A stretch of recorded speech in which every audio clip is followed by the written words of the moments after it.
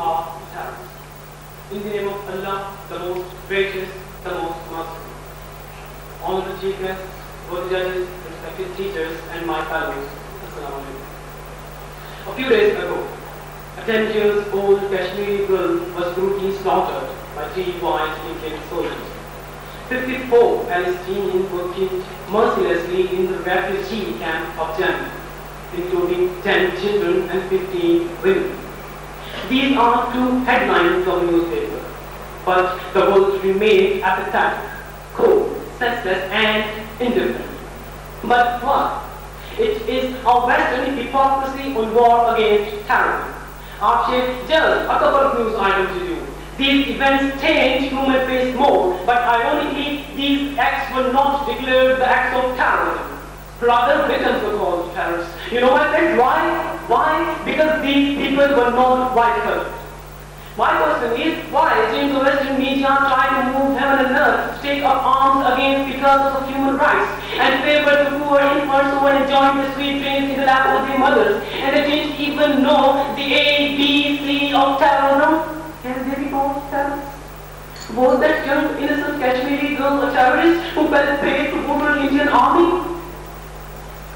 Mr. President, when 5 of captured American soldiers were paraded in front of Iraqi television cameras, Donald Rumsfeld, the U.S. Defense Secretary, complained it as an act against Geneva Convention.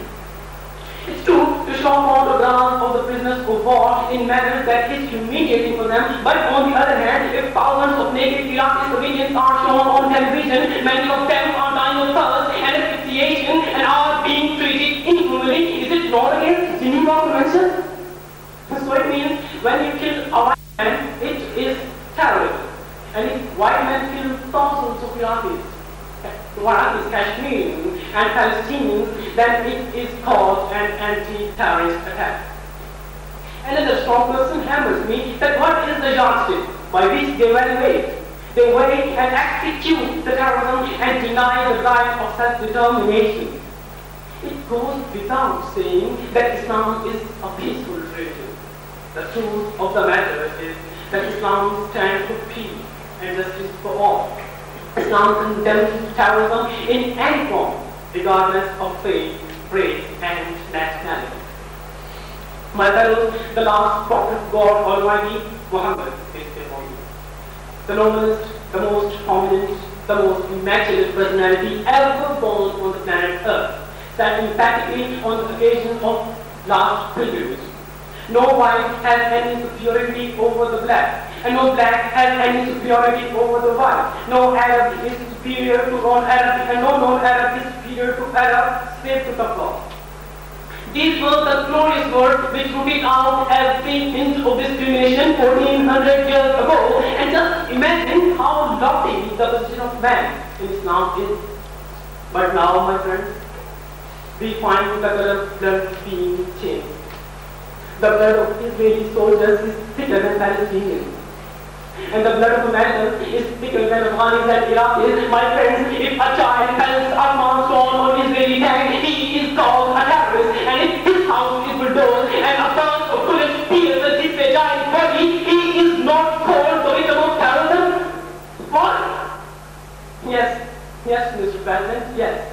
If they who are fighting for the right of self-determination are terrorists, then Jinnah was terrorist, Gandhi was terrorist, Nelson Mandela is terrorist, Mao Zedong was terrorist, and last but not least, George Washington was a terrorist who fought against British Empire.